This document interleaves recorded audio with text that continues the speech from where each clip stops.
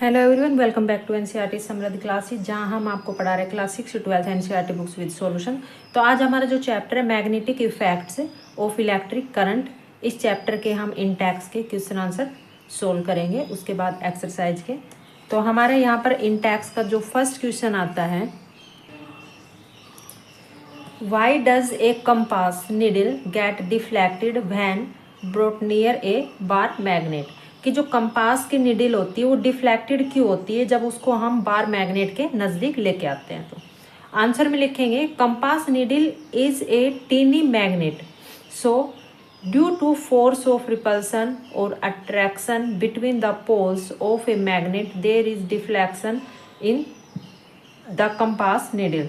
कि जो compass needle होती है वो क्या है, एक छोटा सा मैग्नेट होता है, ठीक है। जो नीडल बनी होती है वो मैग्नेट की बनी होती है, जिसके कारण जब उसमें फोर्स यानी कि फोर्स के कारण या जैसे ही मैग्नेट बार के पास जाती है तो जो मैग्नेट की बनी होती है तो जिस उसके अंदर क्या होता है कि फोर्स के कारण या फिर जैसे रिपल्सन होता है या अट्रैक्शन होता है जो पोल्स के बीच में। आपको पता है कि जो मैग्नेट के 2 पोल्स होते हैं, नॉर्थ और साउथ, तो उसके बीच में जो रिपल्सन अट्रैक्शन या फोर्स होता है तो जिसके कारण वो क्या होती है, डिफ्लेक्शन होती है। यही इसका रीजन है। क्वेश्चन नंबर सेकंड है, draw magnetic field line around a bar magnet. यानी कि बार मैग्नेट के चारों तरफ आपको मैग्नेटिक फील्ड ड्रॉ करना है, ठीक है। तो यहाँ पर हम इस तरह से आप ड्रॉ कर सकते हैं, आपकी बुक के अंदर भी डायग्राम दिया हुआ होगा ये इसके अंदर। तो यहाँ पे ये क्या है, हमारा जो मैग्नेटिक बार हो गया, ठीक है, क्योंकि इसने क्या है मैग्नेटिक बार के चारों तरफ यानी कि लाइन जो मैग्नेटिक ड्रॉ करनी है, इसके अंदर फील्ड लाइन बनानी है। तो यहाँ पे ये साउथ पोल हो गया, नॉर्थ पोल हो गया, और इस तरह से ये इसका जो फील्ड लाइन बनेगी इसके अंदर, ठीक है। इस तरह से ये फील्ड लाइन जाएगी, यहाँ पे आपको इस तरह से एरो ड्रॉ कर देंगे, तो ये फील्ड लाइन होगी अराउंड ए बार मैग्नेट पे। नेक्स्ट है question third, list the properties of magnetic lines of force. तो यहाँ पर आपको मैग्नेटिक लाइंस जो है फोर्स के कारण जो होती है तो उसके अंदर इसकी प्रॉपर्टीज बतानी है कि इसके क्या क्या जो गुण होते हैं। आंसर में लिखेंगे the magnetic field line have the following properties. First, these imaginary lines originate from the north pole and terminate at the south pole। कि जो इसके अंदर जो ओरिजिनेट होती है जो भी इसकी लाइन, वो कहाँ से, यानी कि नॉर्थ पोल से, और टर्मिनेट इसका जो कहाँ पर होता है, साउथ पोल्स पर। Second point, these lines are parallel to each other and do not intersect. जो लाइन्स होती है ये क्या होती है, पैरेलल होती है, ठीक है, आपस में एक दूसरे को कट नहीं करती। यानी कि इस तरह से जैसे यहाँ पर आप देख रहे हो मैग्नेटिक फील्ड का आपने बनाया, तो यहाँ पर इस तरह से जा रही है, यू है, ये इंटरसेक्ट नहीं करती इस तरह से, आपस में एक दूसरे को काटनी नहीं, जैसे कि लाइट ऑफ रिफ्लेक्शन वाले में आप चैप्टर में आपने देखा होगा इंटरसेक्ट करती है, ऐसे नहीं होती, ये लाइन्स पैरेलल में चलती है। Second point, the direction of tangent at A point on A magnetic field line indicate the direction of magnetic field at the point.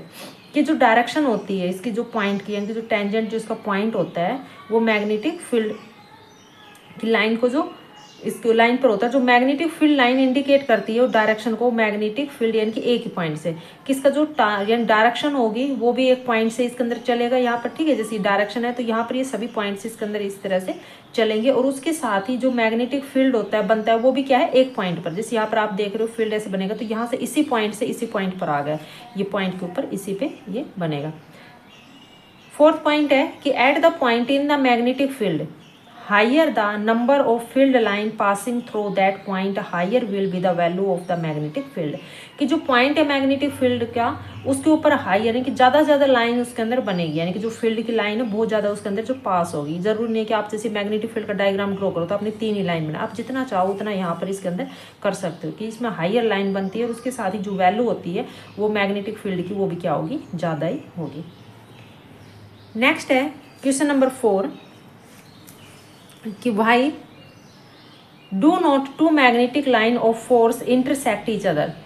अब देखो यहाँ पर हमने थर्ड क्वेश्चन के अंदर जो प्रॉपर्टीज में बताया था कि लाइंस होती है वो इंटरसेक्ट नहीं करती एक दूसरे को, तो इसके अंदर ये भी क्वेश्चन वो आंसर में बताया था। यहाँ पर क्वेश्चन नंबर 4 में पूछा है कि जो मैग्नेटिक जो लाइन्स होती है फोर्स की वो आपस में एक दूसरे को इंटरसेक्ट क्यों नहीं करती।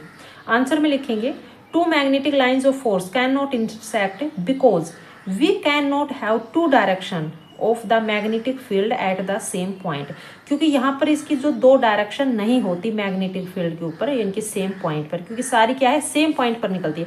अगर डायरेक्शन उनकी अलग अलग होती, एक नॉर्थ या उसमें एक वेस्ट जा रही है, ईस्ट जा रही है, इस तरह से, तो वो आपस में इंटरसेक्ट भी करती है, लेकिन इनकी डायरेक्शन क्या है सेम पॉइंट से निकल रही है, सेम इसकी डायरेक्शन है, तो इसलिए वो इंटरसेक्ट नहीं करती। नेक्स्ट है question number 5, consider a circular loop of wire lining in the plane of the table. Let the current pass through the loop clockwise. Apply the right hand rule to find out the direction of the magnetic field inside and outside the loop. यहाँ पर आपको एक circular जो loop wire का जो बनाना है इसके अंदर, तो यहाँ पर आपको जो टेबल प्लेन में जो बनाना है यहाँ पर तो दे रखा है जो करंट है वो पास होता है एक लूप में, तो कहाँ कैसे होता है क्लॉकवाइज। ठीक है, बता रखा है कि क्लॉकवाइज यहाँ पर जो लूप बनेगा, और आपको जो अप्लाई करना है राइट हैंड रूल। ठीक है, जो आपने चैप्टर में पढ़ा था राइट हैंड रूल वाला, तो उसके अकॉर्डिंग आपको फाइंड आउट करनी की डायरेक्शन है जो मैग्नेटिक फील्ड की वो इनसाइड और आउटसाइड लूप में कैसे बनेगी। तो आपको यहाँ पर ये इसमें डायग्राम ड्रॉ करना है इस तरह से कि loop of wire having current in clockwise direction कैसे होगा। तो ये आपके ऐसे आपको ये डायग्राम ड्रॉ कर देना है। यहाँ पर जो लाइन इज मैग्नेटिक फील्ड की जो पैरेलल के अंदर ये चलेगी, ये आपका बीच में जो बार हो गया, ठीक है, ये मैग्नेटिक बार हो जाएगी नॉर्थ और ये साउथ पोल, और यहाँ पर इसका जो आप देखोगे इसके अंदर जो है लूप बन रहा है। ठीक है, आप देखना इसमें बता रखा है कि क्लॉकवाइज लूप आपको बनाना है। ठीक है, कहीं एंटी क्लॉकवाइज बता दो आप, इसके अंदर ये आपको ध्यान रखना है। तो इस तरह से इस क्वेश्चन के अंदर ये आपको डायग्राम ड्रॉ करना है। नेक्स्ट है क्वेश्चन नंबर 6। क्वेश्चन नंबर 6 में कह रहा है the magnetic field in a given region is uniform draw a diagram of represented. यहाँ पर एक मैग्नेटिक फील्ड दिया हुआ है कि एक रीजन के अंदर आप मैग्नेटिक फील्ड है आपको बताना है, लेकिन उसकी जो रीजन है वो क्या है यूनिफॉर्म। ठीक है, आपने पढ़ा होगा यूनिफॉर्म और नॉन यूनिफॉर्म, यानी कि यूनिफॉर्म यानी कि एक ही डायरेक्शन के अंदर जाना। ठीक है, के अंदर तो यहाँ पर आपको डायग्राम ड्रॉ करना है और रिप्रेजेंटेड करना है। तो यहाँ पर आप इस तरह से ये बैटरी बनाओगे। ठीक है, क्योंकि यहाँ पे माइनस और प्लस इस तरह से, और यहाँ पर आपने जो मैग्नेटिक फील्ड के अंदर जो आप इस कॉइल के अंदर दिखाओगे, तो इसमें क्या बता रखा है यूनिफॉर्म डायरेक्शन के अंदर, तो आप इसमें यूनिफॉर्म के अंदर इस तरह से ले जाओगे। तो यहाँ पर भी आपको ध्यान रखना कि पैरेलल मैग्नेटिक में सारे यहाँ पर जो पैरेलल लाइन के अंदर चलेंगे। तो यूनिफॉर्म मैग्नेटिक फील्ड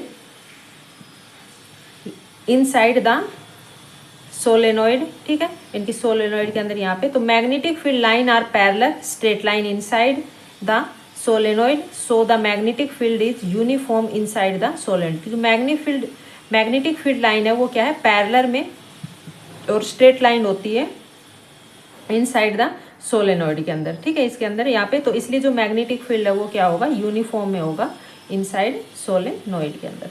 ठीक है, ये आपको डायग्राम के साथ इसमें बताना था।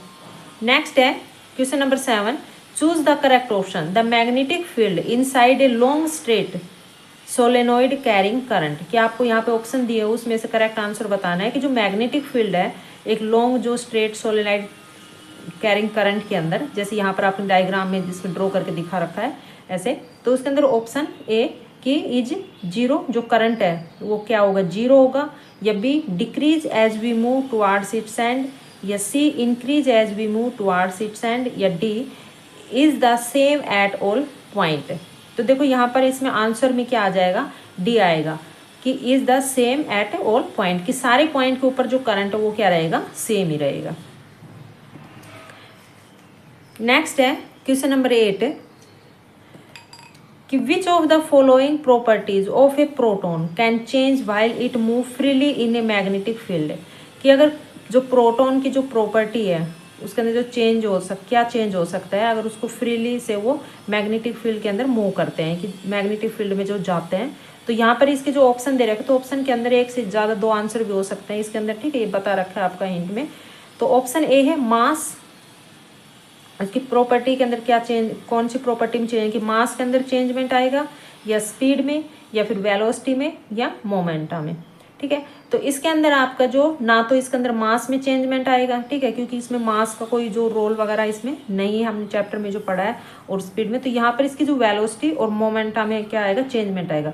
अगर आपके ऑप्शन में एक दिया हो, जैसे वेलोसिटी दे रखा, मोमेंटा नहीं दे रखा, तो आप वेलोसिटी पे टिक करोगे, ठीक है। अगर मोमेंटा दे रखा तो मोमेंटा, अगर दोनों दे रखे हैं तो आपको वेलोसिटी और मोमेंटा, ठीक है। वहाँ पर आपको ऑप्शन में मिलेगा ए और बी, यानी कि बोथ है या ओनली ए है या बी है, इस तरह से, ठीक है। यहाँ पर तो इसके अंदर दे नहीं रखा, तो इसके अंदर क्या आएगा, वेलोसिटी और डी मोमेंटा दोनों ही। नेक्स्ट है क्वेश्चन नंबर 9। इन एक्टिविटी 13.7 यानी कि जो बुक चैप्टर में आपने रीड किया था, तो उसके अंदर जो एक्टिविटी आपकी दे रखी थी 13.7 यानी कि आपका जो चैप्टर है 12 चैप्टर है, तो 12.7 दिया होगा।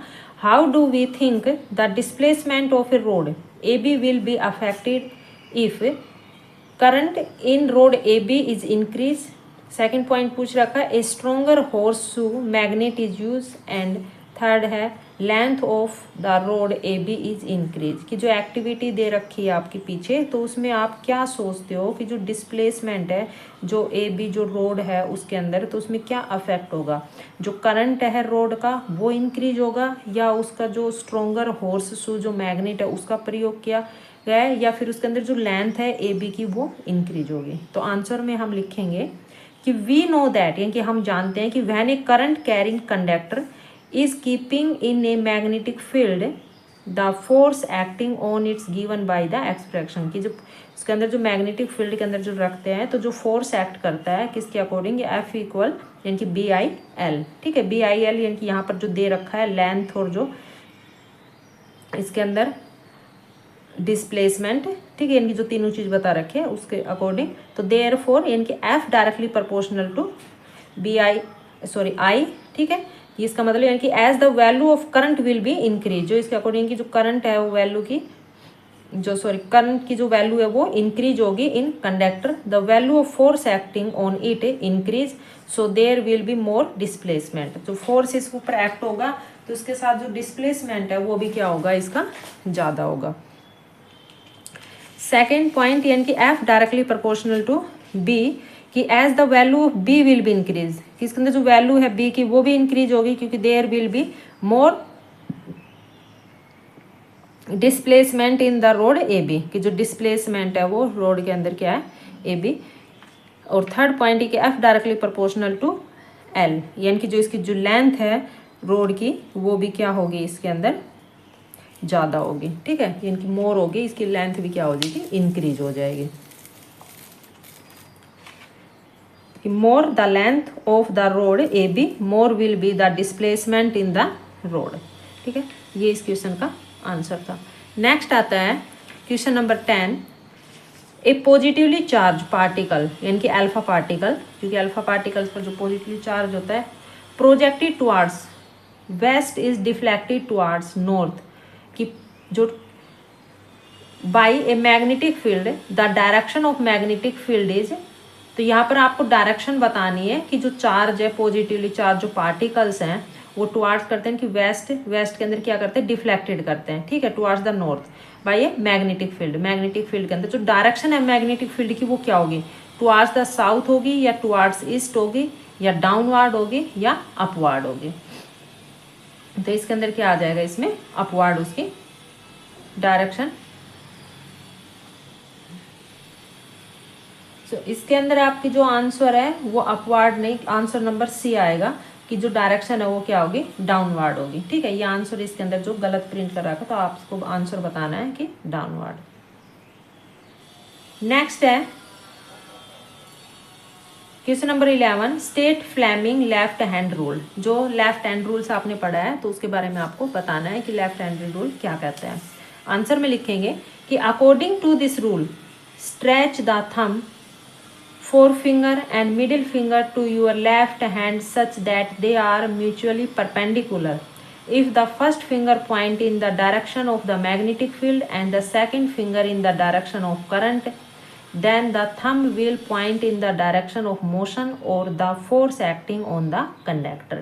कि अगर आप अपने स्ट्रेच यानी कि थंब को जैसे खींचते हो, जो फोर फिंगर और मिडिल जो फिंगर है आपके लेफ्ट हैंड की, उसको जैसे आप थंब जो दिखा रखा है फ्लेमिंग लेफ्ट हैंड के रूल का अगर आपने देखा वो डायग्राम में, अगर उस तरह से आप बनाते हो तो इसके अंदर जो क्या होते हैं म्यूचुअली परपेंडिकुलर होते हैं एक दूसरे पर। तो ये जो फर्स्ट फिंगर होती है ये पॉइंट यानी डायरेक्शन क्या दिखाती है, मैग्नेटिक फील्ड, और जो सेकंड जो फिंगर है वो डायरेक्शन क्या बताती है, करंट की, और जो थंब होता है वो पॉइंट होता है, डायरेक्शन होता है मोशन का, ठीक है, यानी कि जहाँ पे फोर्स एक्ट होता है कंडक्टर में। नेक्स्ट है क्वेश्चन नंबर कि what is the principle of an electric motor, कि जो इलेक्ट्रिक मोटर का क्या प्रिंसिपल है, क्या सिद्धांत है उसका। आंसर में लिखेंगे an electric motor is a rotating device that convert electrical energy into mechanical energy. It is the principle of A electric motor, कि जो इलेक्ट्रिक मोटर क्या है, एक रोटेटिंग डिवाइस है, ठीक है, यानी कि घूमने वाली जो एक डिवाइस है जो कन्वर्ट करती है इलेक्ट्रिकल एनर्जी को मैकेनिकल एनर्जी के अंदर, और यही इसका जो प्रिंसिपल है, यानी कि मेन प्रिंसिपल है कि इलेक्ट्रिकल एनर्जी को कन्वर्टेड करना मैकेनिकल एनर्जी के अंदर। नेक्स्ट आता है what is the role of split ring in a electric motor, कि इलेक्ट्रिक मोटर के अंदर जो स्प्लिट रिंग होती है उसका क्या रोल है। आंसर में लिखेंगे in a electric motor the split ring act as a commutator. The reversal of current also reverse the direction of force acting on the arm of the coil at this stage. The commutator reverse the direction of current and ensure the flow of current in the same direction, so the motor continue to rotate the coil।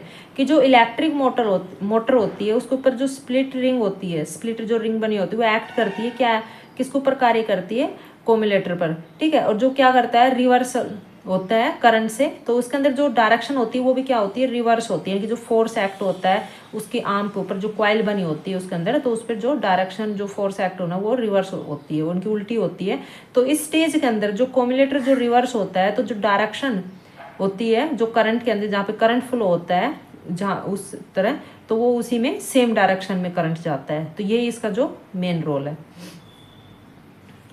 Next है question number 14, explain different ways to induce current in a coil, कि आपको explain करना है कि क्या क्या veg है जो करंट का एक कॉइल के अंदर, ठीक है, कॉइल में जो करंट इंड्यूस होता है उसका। तो आंसर में लिखेंगे following would be the different way to indicate current in a coil, sorry induce current in a coil. First कि either coil or a magnetic should be in motion relative to each other, then there will be an induced current in the coil.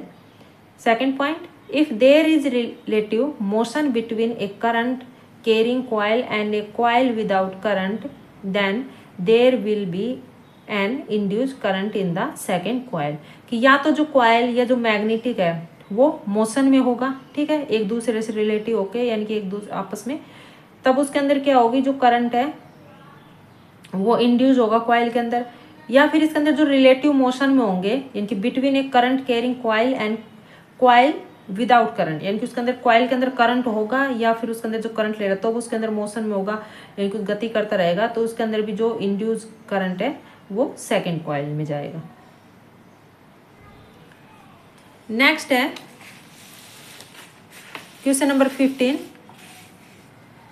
State the principle of an electric generator. Electric generator का क्या सिद्धांत है। Answer में लिखेंगे an electric generator is based on the principle of electromagnetic induction. In an electric generator, mechanical energy is used to rotate a conductor in a magnetic field to produce electricity। कि जो electric generator है वो base होता है electromagnetic induction के सिद्धांत पर। Electric generator क्या करता है, मैकेनिकल जो एनर्जी का प्रयोग करता है रोटेट करने के लिए, जो मैग्नेटिक फील्ड जिसे उसमें जो इलेक्ट्रिसिटी उत्पन्न करता है। नेक्स्ट क्वेश्चन है name some source of direct current.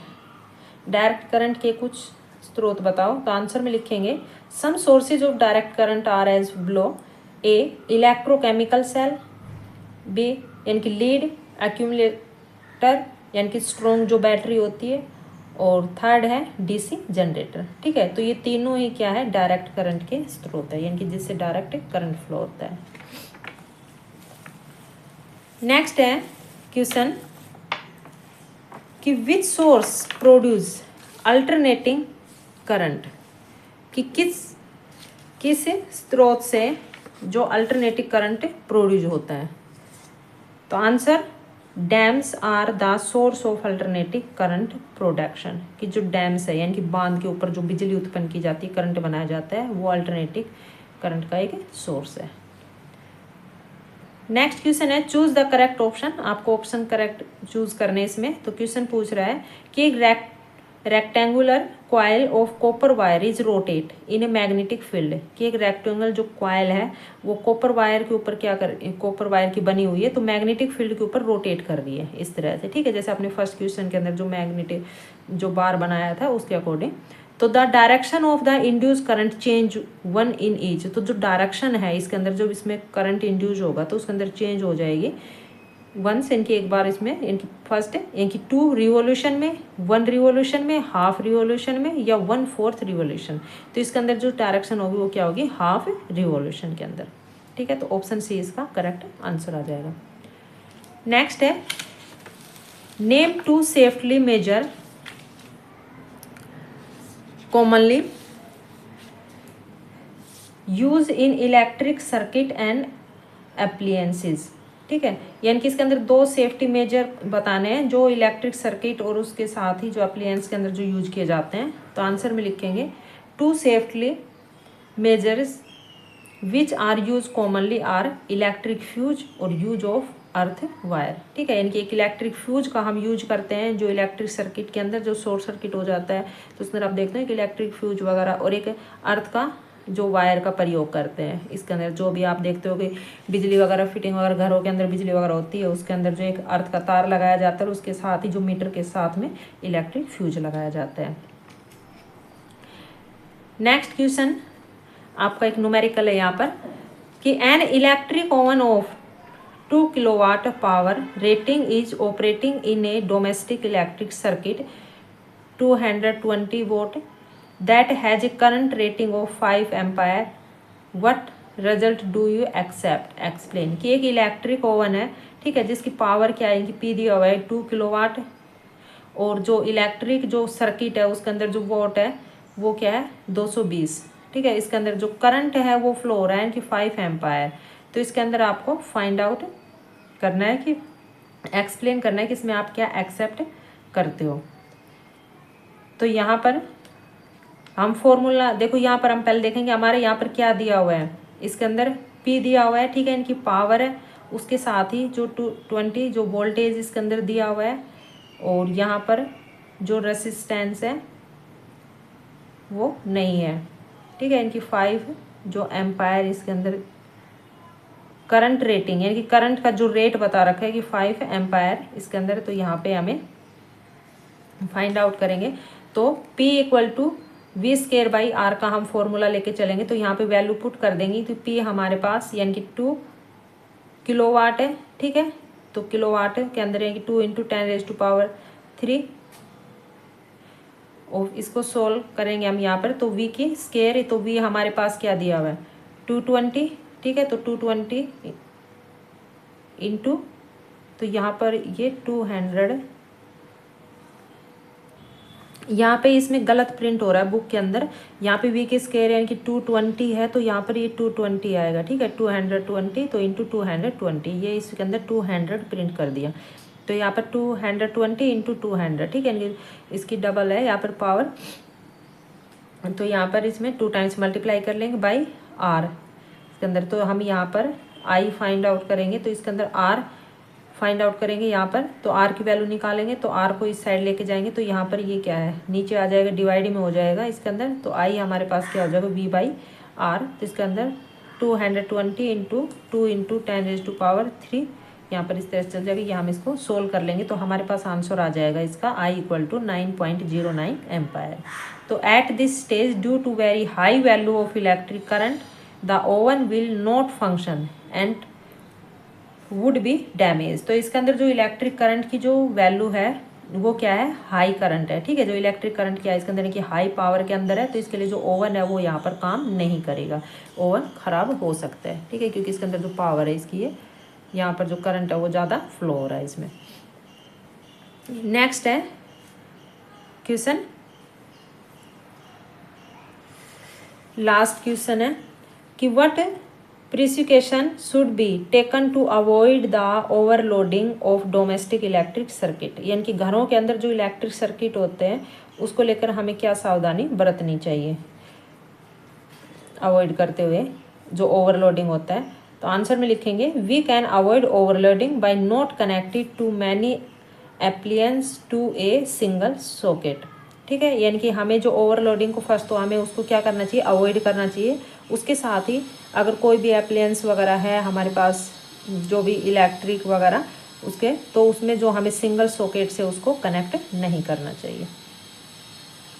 ये इस क्वेश्चन का आंसर था। तो इन टैक्स के हमारे क्वेश्चन आंसर कंप्लीट हो गए हैं। एक्सरसाइज के क्वेश्चन आंसर हम नेक्स्ट वीडियो में करेंगे। अगर आपको वीडियो पसंद आई हो तो प्लीज़ लाइक एंड शेयर जरूर करना। Thanks for watching this video.